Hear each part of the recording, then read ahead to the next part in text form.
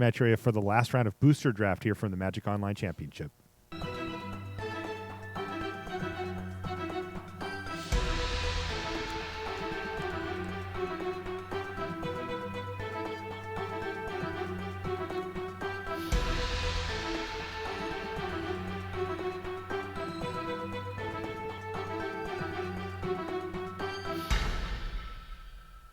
Hello and welcome to coverage of the Magic Online Championship. We're in Seattle, Washington. I'm Marshall Sutcliffe with Luis Scott Vargas in the booth.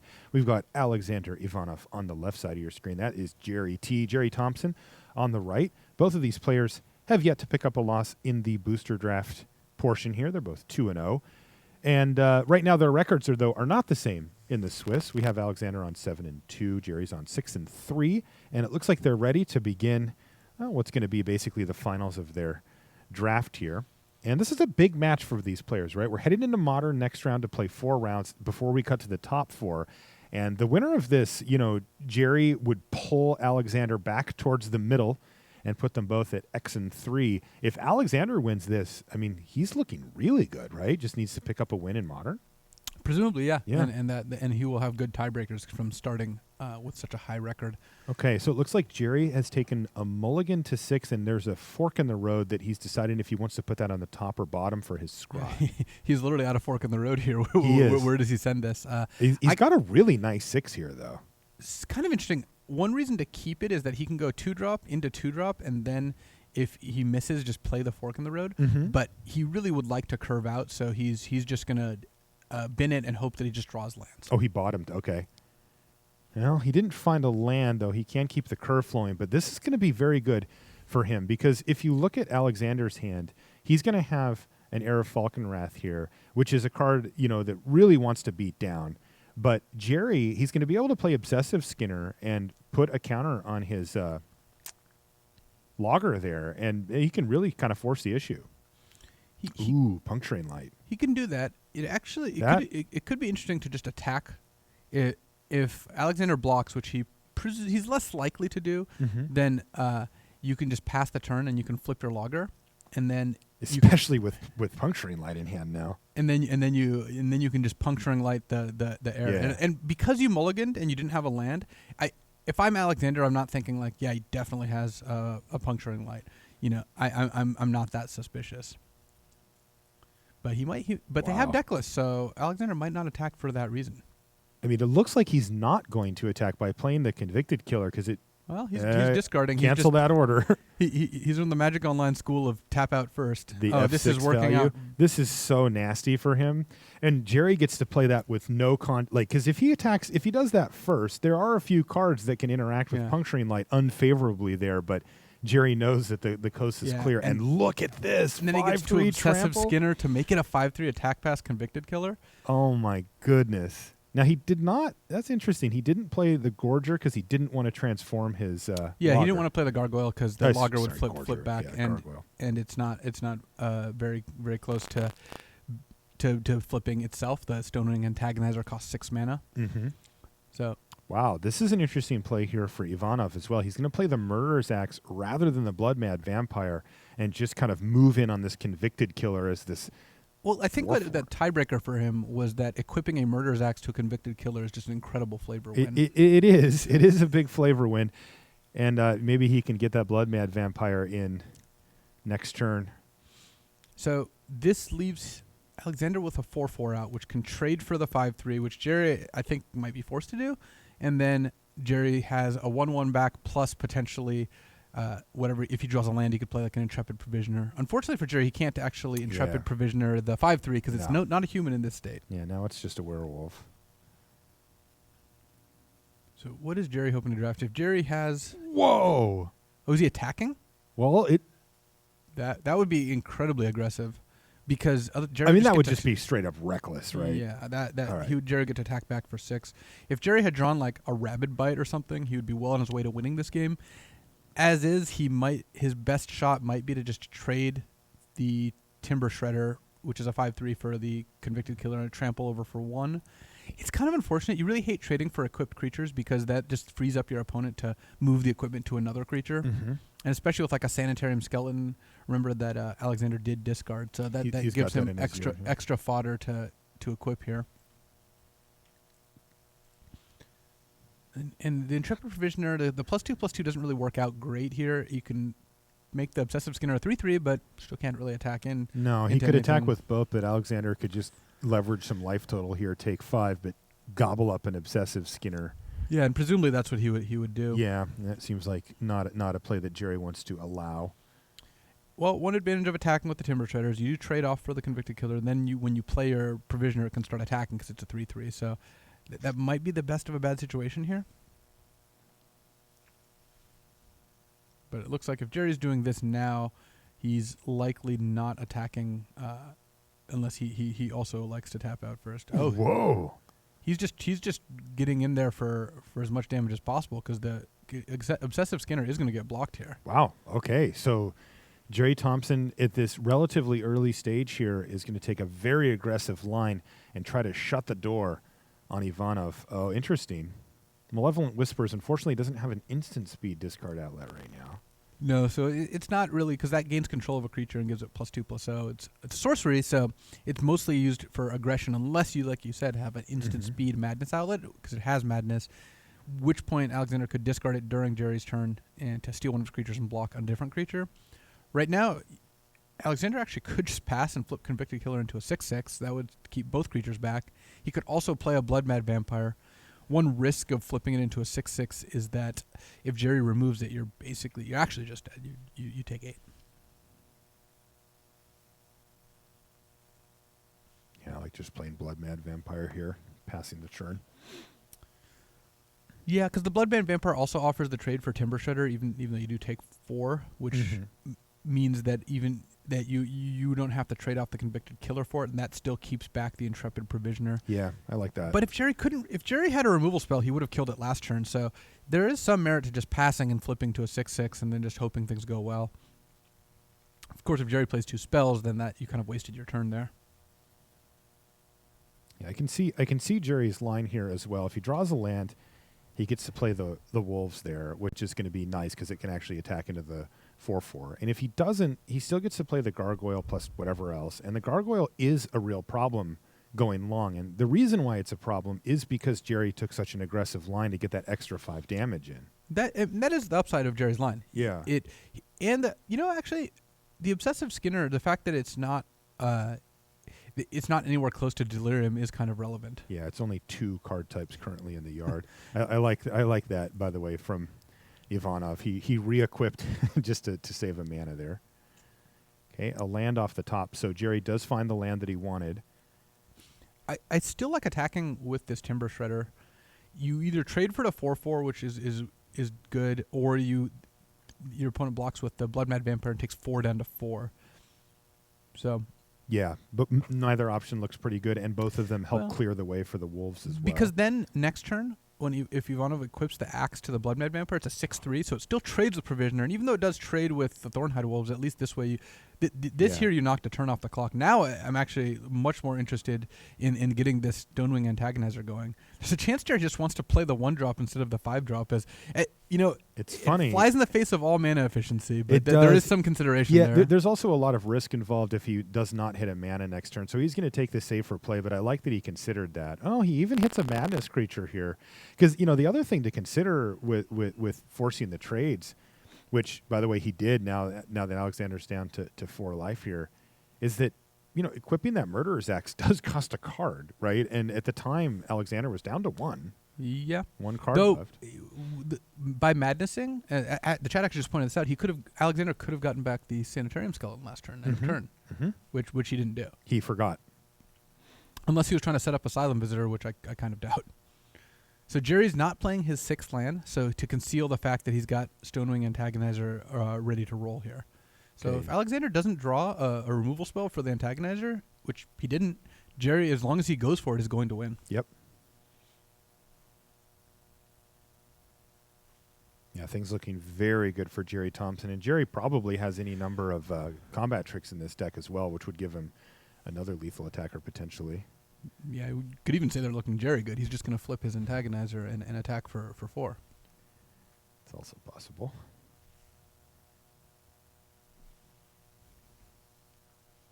So even though Alexander knows he's dead to a land, and as it turns out, Jerry has the land, what's his best play here? The Asylum Visitor is actually a drawback. He doesn't really want to pay a bunch of life to draw cards here. Maybe 1 or 2 would actually be better than nothing, but Alexander still, I mean, he can play a Sanitarium Skeleton, he can equip the axe onto it by discarding Asylum Visitor and end up with a bunch of ground blockers, but you can't even really make that much progress here.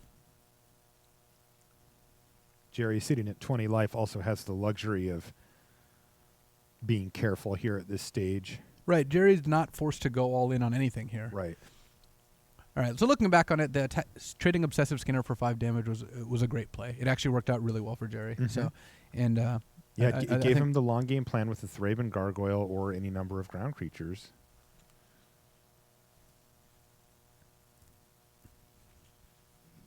So Alexander trying to figure out the best way out of this situation. It might actually be to start getting to the point where Asylum Visitor is drawing you cards, because the Thraben Gargoyle is going to be lethal when it flips regardless. So being the difference between 4, 3, 2, and 1 is not very big. Again, if Jerry goes for it next turn, he's going to win, but you still have to look at it from Alexander's point of view. What can I do to win this game? How can I maximize, my chances? And I think in this case, getting Asylum Visitor to the point where it's drawing you cards is what you want to do.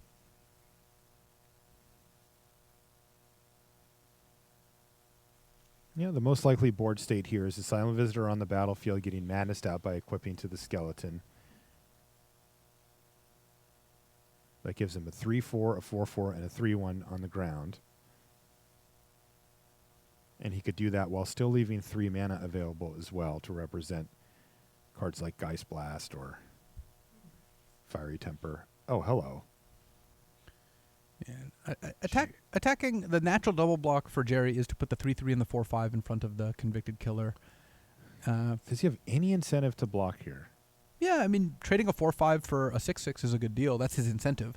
A lethal 4/5? Yes, it being lethal does make it a little less enticing.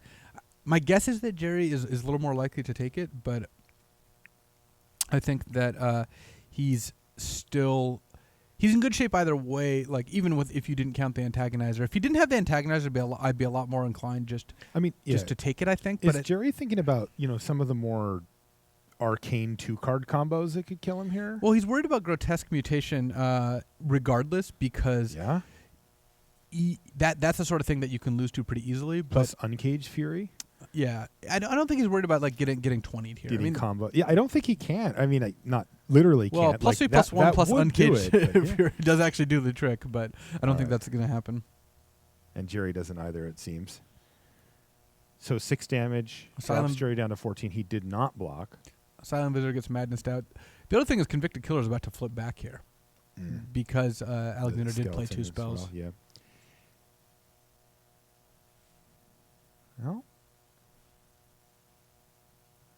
Byway Courier, but Jerry can just go for it, and he wastes no time at all, transforming his Thraben Gargoyle into Stonewing Antagonizer and kill you.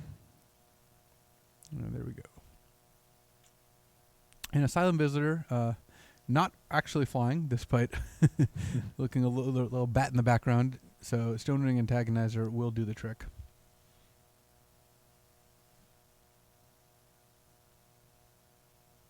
And that does it. Jerry Thompson wins the first game against Alexander Ivanov.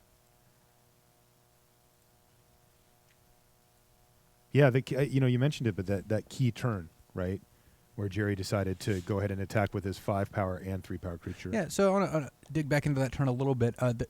My natural inclination, we even said it, is to not attack with the Obsessive Skinner there. But I think the key and what I assume Jerry got to, or how he got to that position, was this guy's a 1/1. I have 1 card type in my graveyard. I'm not close to Delirium, and I've got the Stonewing Antagonizer, and this 5 damage puts my opponent to 8, which is exactly 1 extra turn, or 1 less turn on Stonewing Antagonizer. Actually, 2 less turns. 13 to 8 is 2 turns instead of 4. So I'm willing to trade a 1/1 for 5 points of damage, and I think ultimately Jerry was correct, and not just because he won. I mean, it is important to note that you don't want to look at the result of the game and say he won, therefore he was right. But it's more like, I think that Obsessive Skinner, despite being a high-value card intrinsically, that particular game wasn't likely to be more than just a 1/1. Even at the end of the game, Jerry wasn't very close to Delirium, so trading it for that much damage was worth it. So that was a good thing to figure out. Yeah, and those are the type of longer-term plans that you'll see. Really good players like Jerry, looking ahead a few turns and saying, well, how do I win this game? How does this game actually end? And he saw the line of, well, this game actually ends with my antagonizer. It's good stuff. Looks like Jerry's siding in the Ovenwald Mysteries, presumably looking for a more grindy game. He didn't see a lot of flyers from Alexander's side. No, he does have an aim high over there. He does have an aim high. That's a good combat trick when your opponent's running around with murder's axes and whatnot. Yeah. But Ovenwald Mysteries, against an opponent with few flyers and maybe some removal spells, is a pretty effective sideboard card. It's going to be less effective against someone like, we saw Jonathan Angelescu's deck with a bunch of, Crow of Dark Tidings and Olivia's Bloodsworn, all these 2/1 flyers and whatnot.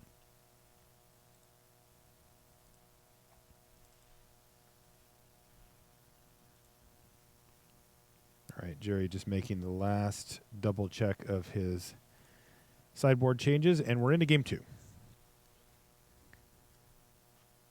So it looks like a really solid little opener here for Thompson. What about on the top side for Alexander? Alexander does have Neonate into Crow of Dark Tidings, and then Macabre Waltz, which later in the game will factor in. So Certainly a good keepable enough. hand. Yeah. Yeah, one of the key parts about Limited is you can't really mulligan functional hands very often. Yeah. It's just like a hand with a 1-drop and a 3-drop is really hard to turn down. And Neonate's even a 1-drop that can attack a bunch. How about Asylum Visitor off the top? Well, now that you have 1-drop, 2-drop, 3-drop, and it's a hand that can do a pretty good job of curving out and emptying itself, then this hand now has become great. This hand looks really great, especially with Crow of Dark Tidings being your 3 and you have a Macabre Waltz. You might find something sweet. And there's an incorrigible use. So Alexander's just drawn a 2-drop creature and a 3-drop Madness card, which you can just Madness it off the Insolent Neonate and just get in. I think you just do that, right? Oh, yeah. Just get in there. I really like that play. And so does he. So, wow, this draw went from, you definitely got to keep that, but shrug, and all of a sudden it's just this explosive draw. Well, I would never mulligan a hand if I knew I was going to draw the 2 perfect cards. And he is going to trade the Asylum Visitor off for the Moreland Drifter here as well. Partially because of that Macabre Waltz, Jerry's going to be obliged to block, take 4, going to play a Pious Evangel and gain a life, but then next turn Alexander's smashing for 4 and then can go Macabre Waltz my 2 creatures back, Madness in the Asylum Visitor. He could also just play a 3-drop, but either way, Jerry's in just a ton of trouble here. Wow, this draw really came together for Alexander. And this is, below average draw for Jerry. Nothing terrible, though. Yeah, He's gone 2-drop, 3-drop. You'll have a play next turn no matter what, even if it's not a particularly great one. I don't even know if this is below average for Jerry. I think it just might be average. Okay. 2-drop into 3-drop. His turn 4 isn't great, but he's like Thornhive Wolves on 5. It's just a fine hand. Yeah, I guess it's probably slightly below average. It's not a draw I would complain about. Yeah. And my bar for complaining is not very high. It's very, very low. Okay, Pious Evangel is gaining another life from the Thraben Gargoyle here. And Jerry not him at playing 13. Fork in the Road, so he can flip the Pious Evangel. He's able to pay 2 and tap and sacrifice it into a Wayward Disciple, a 2/4. And is he going to do that this turn? Because he's got to sacrifice something. He doesn't want to sacrifice a land here. Maybe he's going to chump block with the He may Gargoyle? chump block with the Gargoyle and sacrifice it. He may double block and then sack a land and just trade the Evangel plus a land for the Incorrigible Youths. Okay, I'm really curious to see how Jerry navigates this one. Looks like he's just going to double block. He could sack a land to keep the Pious Evangel in play, but then he can't play Thornhide Wolves. I think it's more about keeping the options open. Land it is. All right, looks like Jerry's just on the plan of drawing a relevant 4-drop here.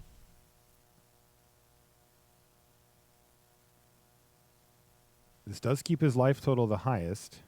He's at 12 and takes the threat off the battlefield, but it does really hurt his long-term prospects, as not being able to play the 4/5 Wolves here is a little tough. So here, Alexander chose to just play Vampire Noble.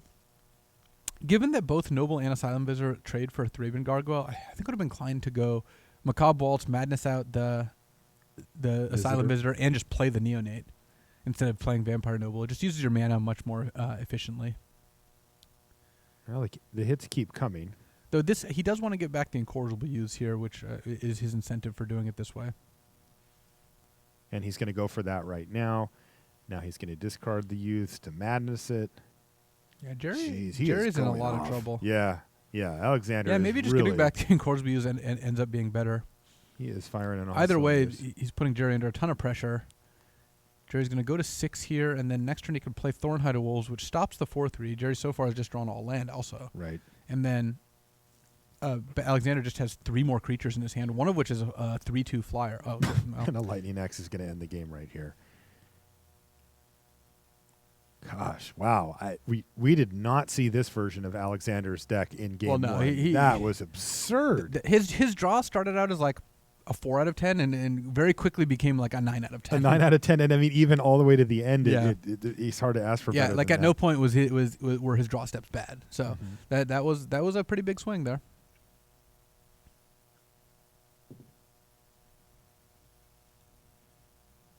All right, back to the boards. Alexander has submitted probably minutes ago. He's bored. Look at him. He's like, come on, Jerry. He's like, I just need to draw a bunch of vampires and a lightning axe, and then I'll be good. Wow, that was super sweet from Ivanov there. Ivanov is alone in the leaderboard currently, but that does tend to shuffle around pretty quickly here because you do end up playing a lot of the same people, and he's 7-2 at the moment. Jerry's 6-3. Note that Jerry has cards like Tenacity and Mysteries in his deck instead of cards like Equestrian Skill and Hope Against Hope. Against red-green, Hope Against Hope and Equestrian Skill are great. You give a creature a +3/+3, and red-green has very few ways to deal with it. Against the deck that could have like Murderous Compulsion, has cards like Lightning Axe in response. Like those get a lot weaker. Jerry's taking a look at Survive the Night. It can be a pretty good combat trick against burn spells. Aim High also. Survive the Night, a little expensive, so Yeah. I think that he's given pause there. You see like Watcher on the Web as a pretty good 5-drop. Jerry's curve is pretty low. He's got 3 5s, and everything is cheaper than that with lots of 2s and 3s. Yeah, I like his deck a lot. This is definitely a matchup where being on the play is huge. Yep. We've seen matchups where it's not as big. This is one of the ones that it's critical. Yeah, especially with the madness stuff that we saw from Alexander last time. Getting those on the play, and he's playing, Corrigible Use for 3 mana, that kind of thing. Ugh, very tough to recover from that.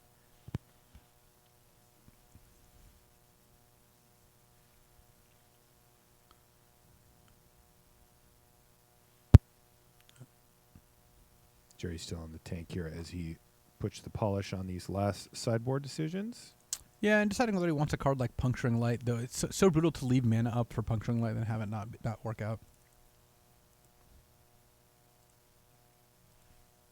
All right, game 3 underway here between these two.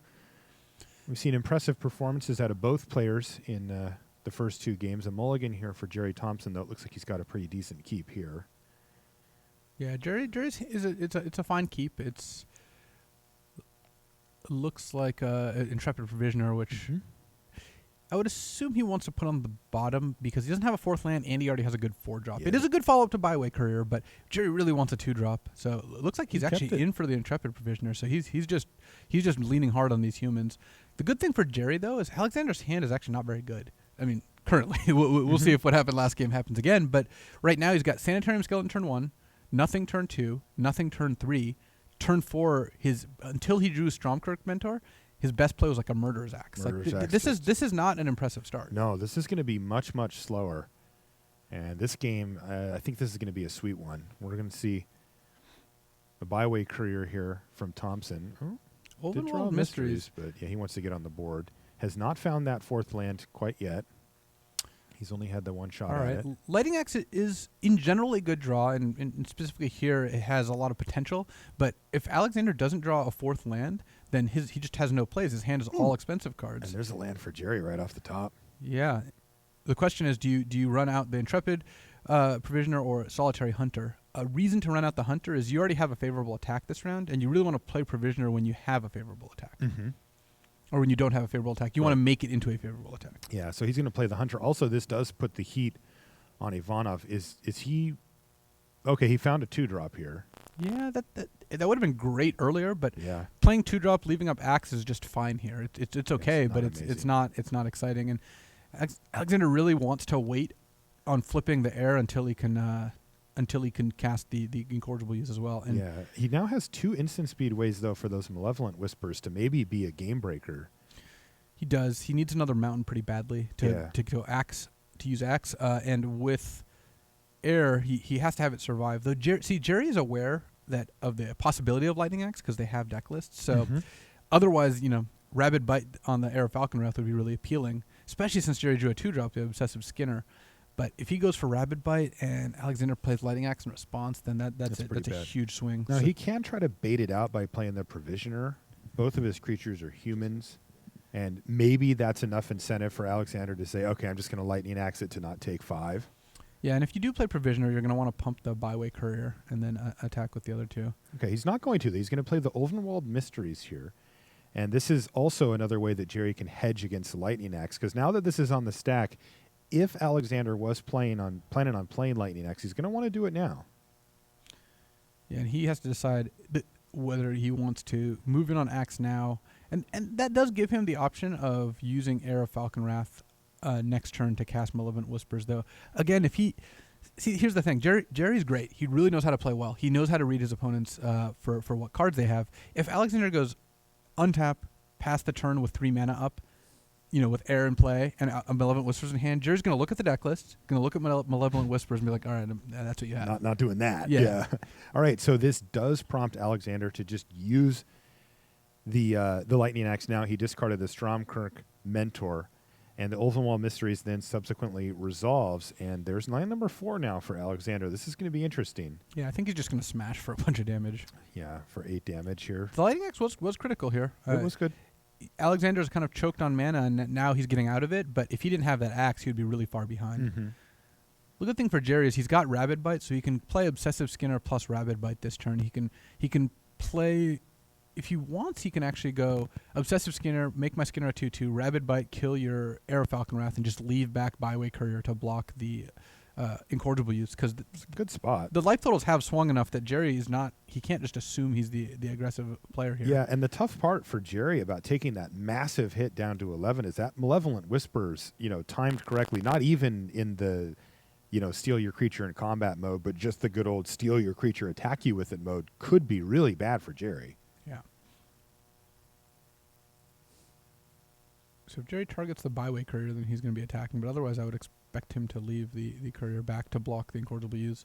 Okay, that's what he did. So now he's got solid blockers for both creatures. Malevolent Whispers is going to steal the Byway Courier here.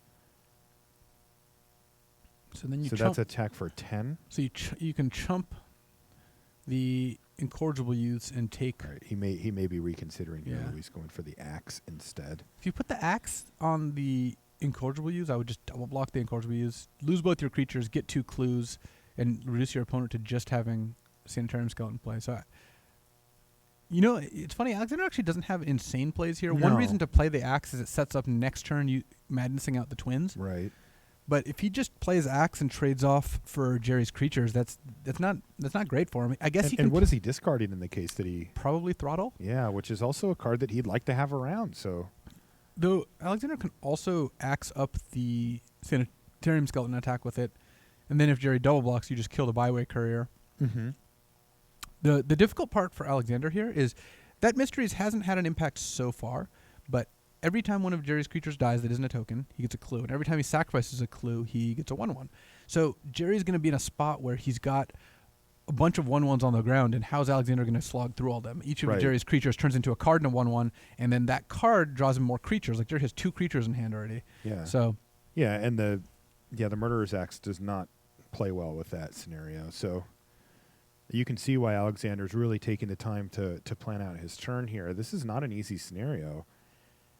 My gut says the best play is just to play Murderer's Axe and pass. I don't think that Alex is going to be able to effectively pound through this turn, and discarding Throttle doesn't seem great. He may need that down the line. Like, I would be trying to maneuver a board state where Malevolent Whispers is the, like Jerry gives you any opening at all, and you can try to get in there. Yeah, even Whispers, let's say you take the Byway Courier, attack with everything. If you chump the incorrigible use, Jerry takes 6 going down to 5 and has a clue and a byway courier in play, that's not terrible for him. Mm-hmm. But yeah, the axe, none of these plays sound appealing. It's actually kind of funny. Like, it's got 2 4-mana plays and 2 5-mana plays and 4 mana, and neither of the 4-mana plays are really that great. No. But next turn, if he plays the axe, then he gets to equip it effectively for free because he could Manus in the Twins of Mauer estate, have a bigger creature and a Twins, probably has an attack with whatever he equips.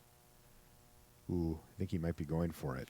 Well, if you put it on the Sanitarium skeleton, then at least you don't mind if your creature dies, but this attack, yeah. If I'm Jerry, you actually get 3 clues if you block the byway courier because you get 1 from its own its natural clue. And I think this just plays right into Jerry's hands because he's got Ulvenwald Mysteries, and now we're back into a long game grindy mode. I mean, look at that. And like now you just get to play Dauntless Cathar and leave up mana to crack a clue. Oh my goodness. So yeah, how is Alexander going to force through the last points of damage? Or the last 10 actually. It's not like he's even, all that in all that good shape. Like. Now, let's say he goes, equip axe, madness the Twins, attack with a 3/4 skeleton. Jerry goes, crack a clue, double block, trade my 2 creatures for your skeleton, get another clue. Yeah. Next turn, get another clue, sack a clue, get a 1/1, flashback, Dauntless Cathar, exile it from the graveyard, get another 1/1. Like this is what the game state this card excels in. Right. And by trading everything off and putting a bunch of clues in play, I think Jerry's now in a really good spot.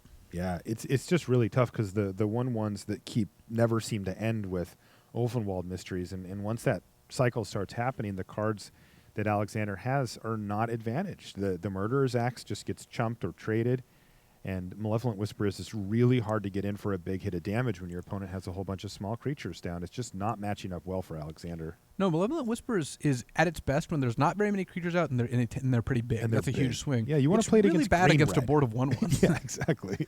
So here we're expecting to see Jerry make a clue or sack a clue, get a 1/1. He could double block, and that puts the skeleton back in the hand. It looks like he's just going to make clues end of turn. Make some creatures, crack some clues. Yeah, and look at his hand just Pious Evangel. here. Every time he sacks a clue, now he gets a 1/1 and gains a life. Sure. And so one reason to keep Dauntless Cathar in play is that it does make it easier to block on the Twins of Mauer estate. So now Alexander's in a spot where if he equips the axe to the Twins, then it just gets chumped by a 1/1. If it doesn't get an axe equipped, Jerry can block with a Jerry 3/2 and 2 1/1s. Genius mode here. Main phase cracks the clue and finds a 1-drop to play. He's now back up to 10 life after having taken 3. That was sweet. Well, one reason to crack at main phase is to draw the 1-drop. The other is he wants to make sure that the Pious Evangel is still in play, so he gains his 1 life. No response. And so just both those lean in favor of cracking main phase. And he got there. He got rewarded. So let's see. The 5/7 attacks. Jerry could actually block with everything, but I think it's much safer just to block with the 1/1. And now what is Alexander going to be doing? Yeah, now there's a Watcher in the web as well, just in case Alexander even finds a flyer at some point.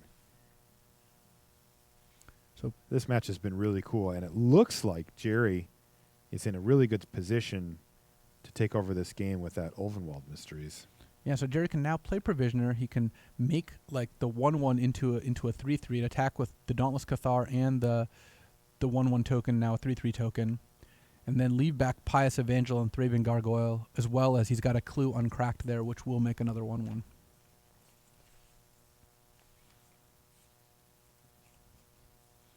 And Alexander can block with a skeleton to take 3 less damage, but that's not all that productive, even if you can get it back. Alexander needs a flyer, because a flyer plus a Murderer's Axe is at least plausible, but he doesn't know that Jerry's hand is a Watcher in the web. Right. Another land off the top for Alexander. This one is definitely slipping away from him. That was a lot of damage he just took. 6 down to 8. He took a lot of damage. He's also not in a spot where like attacking is all that productive. Like he's grinding down a token every turn, but Jerry also has Pious Evangel. Once that flips, he starts draining Alexander for 1 for every token, like with the Wayward Disciple. Though right now Jerry's happy enough gaining a bunch of life. So all of Jerry's cards are working together really well. Like one could even call them synergies. I mean, look, the combination of Ulvenwald Mysteries, Pious Evangel, creatures like Dauntless Cathar that give you extra bonuses when they die, like these is all part of an engine. Is that Tenacity in hand now for Jerry? Oh, no. It is, and Could that just end it? Jerry might be in a spot where he can attack with everything and then cast Tenacity. Yeah, he also could try to set up transforming the gargoyle and then doing that next turn if he feels like there's a risk to it. I think he's just going to smash. Yeah, they untap anyway, right? Yeah, and if Alexander has a trick, Jerry gets a clue, and then he can make a soldier. Right. And he doesn't. Yeah, so which will make this lethal, because Alexander can block a 3/3, which becomes a 4/3, but then take 3, 7, 9 damage going to -1. Yeah, so Tenacity is going to get the job done here.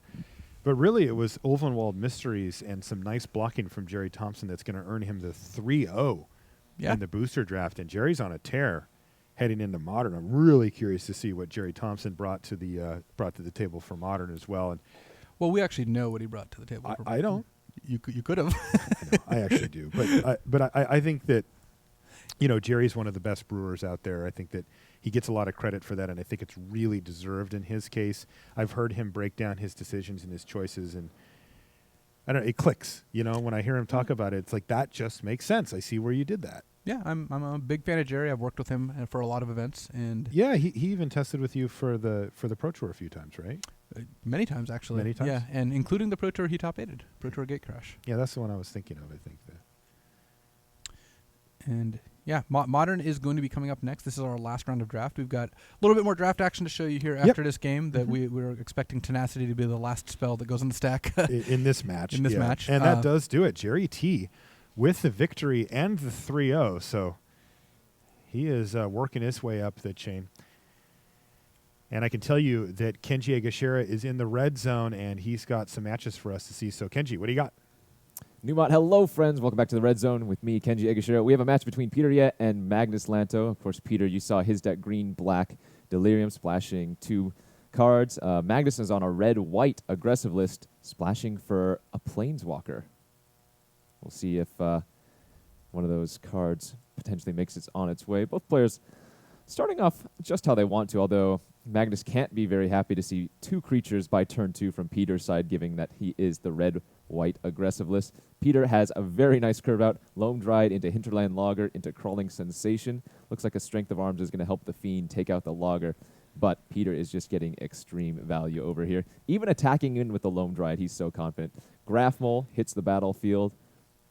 Magnus tapping it down with that Stern Constable. Voldaren Duelist coming onto the battlefield, making that insect unable to block, and that's going to make Peter fall down to 13 life here. But Peter still hitting lands in the graveyard with that Crawling Sensation on his upkeep, getting aggressive, feeling very comfortable with his position, holding up, 5 mana, no big deal. Let's see if Magnus can provide anything. Just a Scourge Wolf, and he can't attack into that 2/4 Grafmole. Crawling Sensation continuing to do its work, finds a Ghoul Color Servant, which then Peter exiles from his graveyard to get a 2/2 zombie.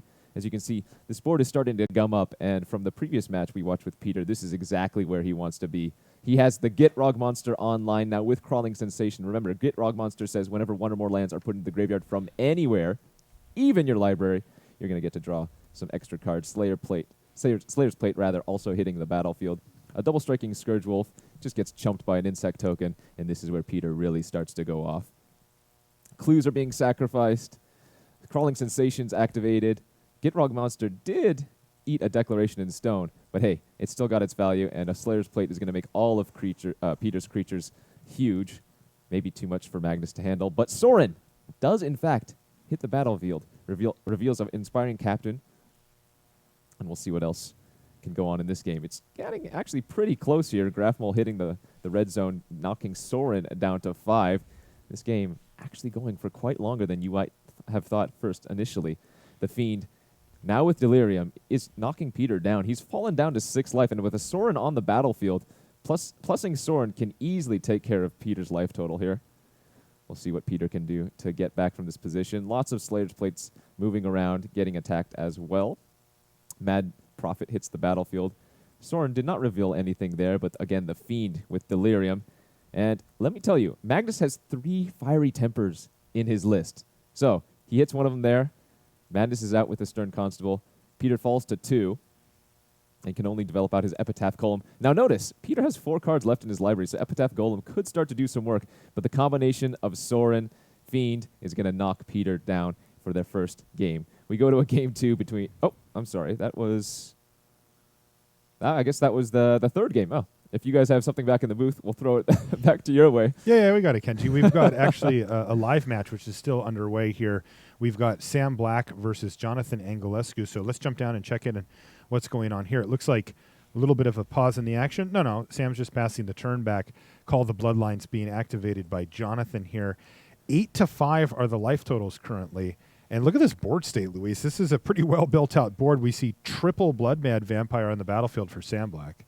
Yeah, he's played a bunch of stuff. He's pressuring Jonathan, though both life totals are actually pretty low.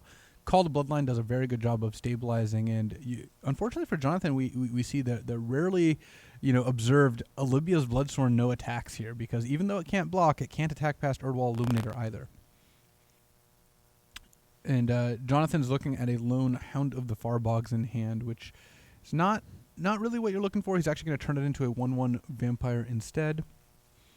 But it looks like Sam's attacks here might be pretty effective, especially since he knows that the Olivia's Bloodsworn can't block, and the Pyrehound's a 6/7 trample. So it's going to be very difficult for Jonathan to block, even with double 1/1 lifelinkers on the Blood Mad Vampires. The Pyrehound just does too much damage. And Pyrehound has done a lot of work for Sam. Oh yeah, and Sam's looking to pick up a win out of this draft. He's currently 0-2.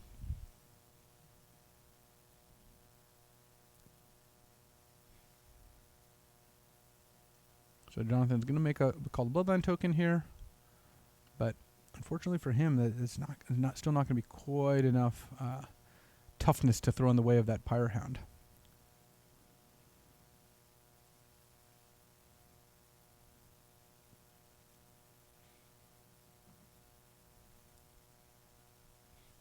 And Sam Black takes the match. Yeah, that's going to do it for that match. There may be one more match outstanding here. I'm going to take a look right now. Let me just take a quick gander here.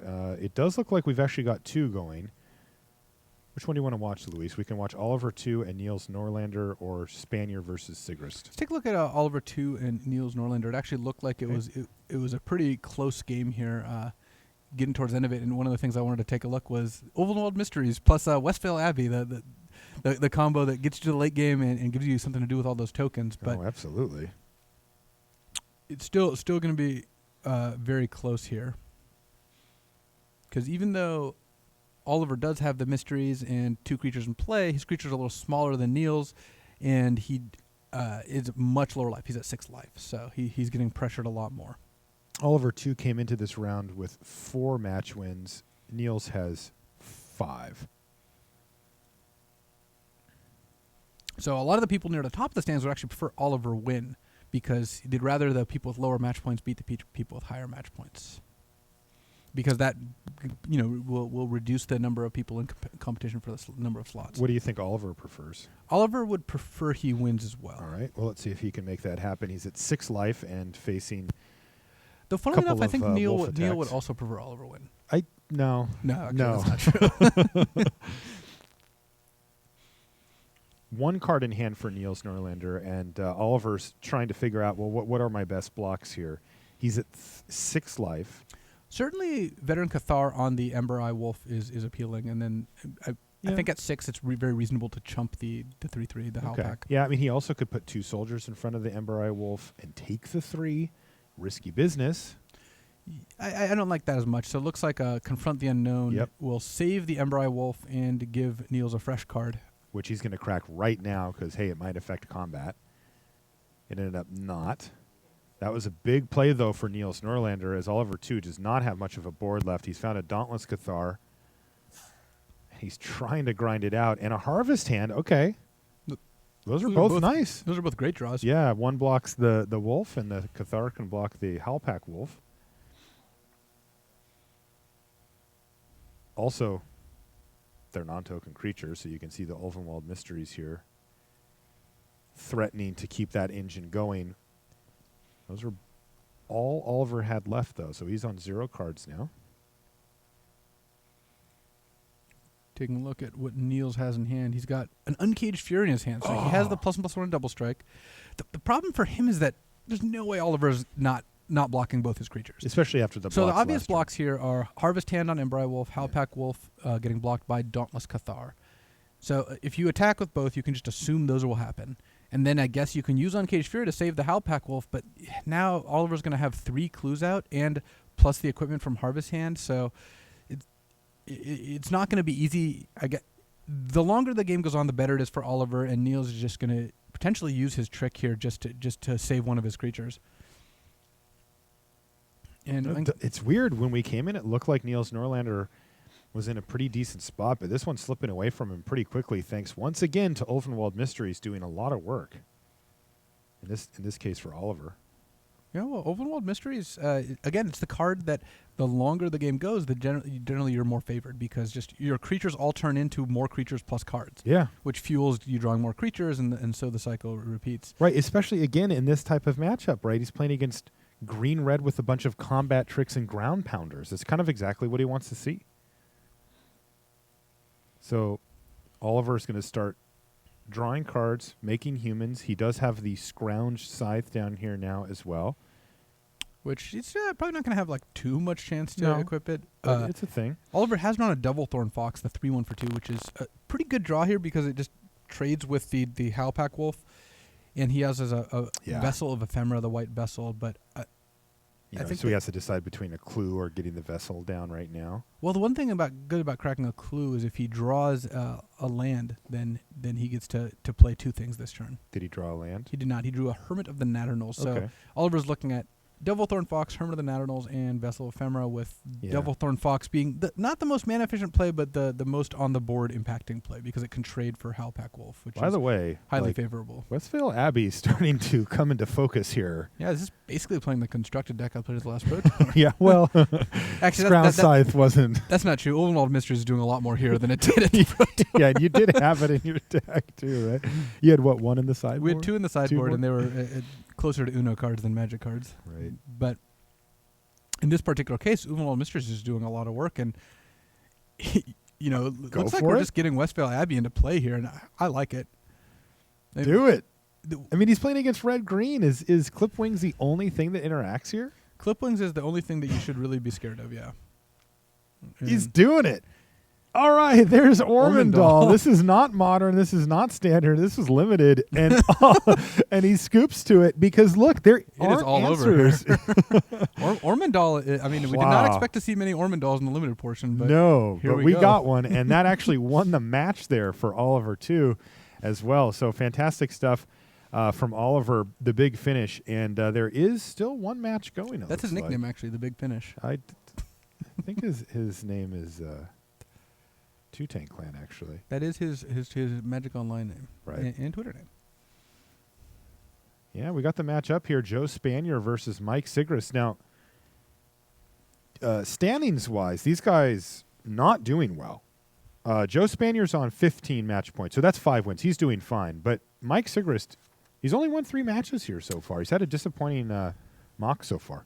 Yeah, he's in a spot where it's going to be hard for him to make top 4, where we're assuming that an 8-6 record is not quite going to do it, but there's still standings outside of that, so he's playing for those. Also, there's more bad news for Mike Sigrist fans. Now, the good news is he has a Drogskull Cavalry down, but the tough part here is that he's facing down a whole bunch of creatures and an Always Watching, and he's at 2. Yeah, this is going to make things very difficult here for Sigrist. He's getting his value, though. He's sacking a land to move Bound by Moonsilver onto the same creature to trigger Crawling Sensation. That's cool. So a land's going to hit the bin and give him an insect. He can only do that one time.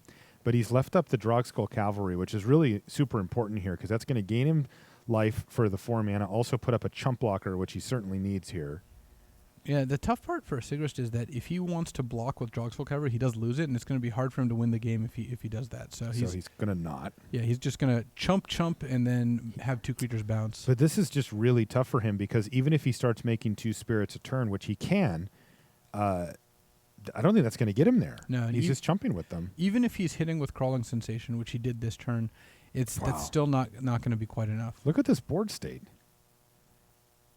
4 power, 4 power, 4 power, 4 power, and then a 2/3. Well, yeah, 1 drop. He did the Bound by Moonsilver trick again, except he'd already made an insect, so it actually won't trigger twice because it's just the first time each turn.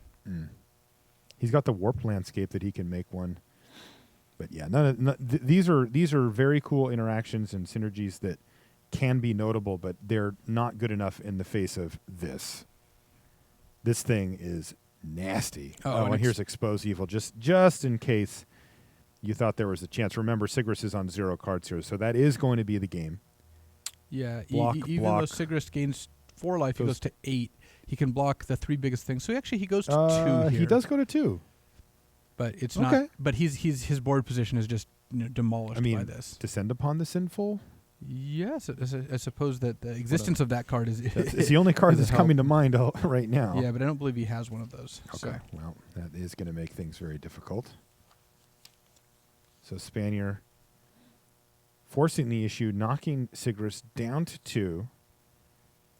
It's crazy. The board state that Spanier's been able to assemble here is going to beat, it looks like, a Drogskull Cavalry that can be activated twice per turn, which is very difficult to beat.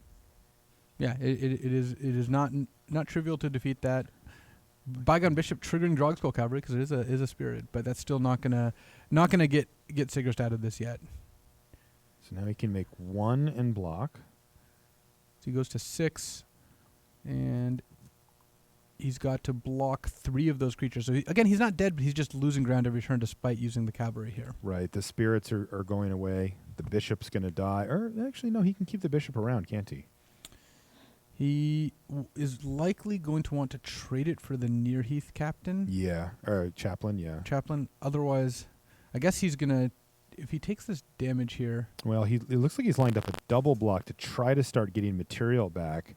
Yeah, the problem is he has to block 1 more creature here, Right. or he does die. He So would need to trade. I do think the bishop has to jump in front of the chaplain. Okay, and that's fair. I mean, remember, the Always Watching doesn't affect the tokens from the Nearheath chaplain, so those would be just 1/1s, which he could start blocking with the Drogskull Cavalry. I mean, maybe. We'll see. I mean, it depends. Nothing from Spanier there. He might actually see if Spanier didn't have a follow up and Sigrist hits on Crawling Sensation, and he did, and he makes 2 tokens a turn. Actually, it as surprising as it is, it's possible that the Expose Evil wasn't even quite enough. It looked like it would be more than enough, but Sigrist is hanging on. He's at 2 here. He's going to go up to 6 by making 2 tokens. 1 chumps Reaper. The Cavalry blocks their Spirit. The Spirit blocks the Spirit. The Inquisitor's Ox keeps back the Inspiring Captain. Actually, Spanier is at a point where he, as the way things stand, Spanier does not necessarily have the win.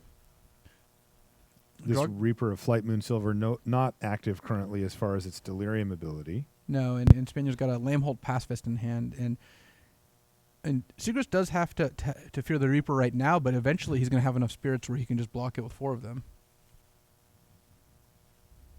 And we see that Joe Spanier's finally let off the gas here. He only attacks with the Reaper. It gets chump blocked, but Mike Sigrist is going to make another spirit, jump up to 6. And is he actually going to be able to climb back in with this Drogskull Cavalry? Crazy. Well, one disadvantage for Sigrist is he is in a spot where he can't play anything other than just use the cavalry every turn. So even when he draws spells, he's not in a position to really take advantage of them. Right, and that also means that he doesn't play a spell for the turn. So now the Lambholt Butcher is going to transform, which is another safe attacker here for Spanier. So he's going to crunch for 9. Though Sigrist unfortunately does not have the recommended Epitaph Golem. So he doesn't have one in his list. He does not. So he's got 12 cards in his deck. He's going to have to stop using Crawling Sensation, and he needs to get to a point where he can start winning the game. He can't just assume that he's going to have forever here. Also, I didn't think I would be mentioning this, but he's at 5 minutes on his clock, which is an impressive feat given that I think they started with 40. It's true.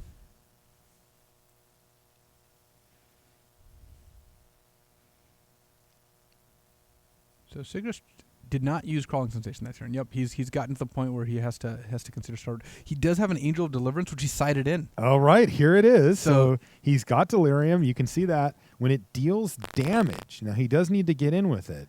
If he's got Delirium, he can start exiling creatures. Now, can he get in for damage? Well, it's going to be a while. Well, no, it's when it deals damage, right? Yeah. So now all of a sudden Joe can't attack at all.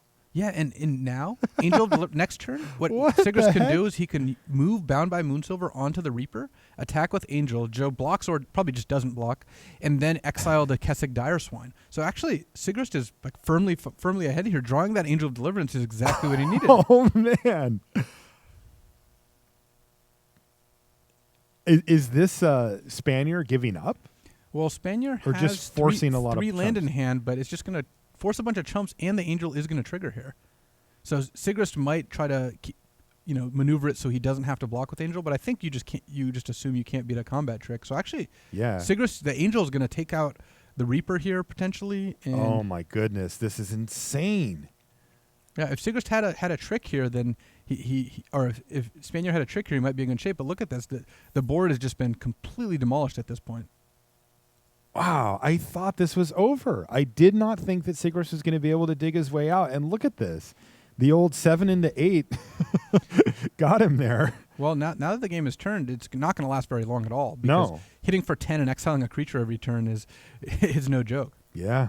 So here goes the Thornhide Wolves, and it's just an inspiring captain left over.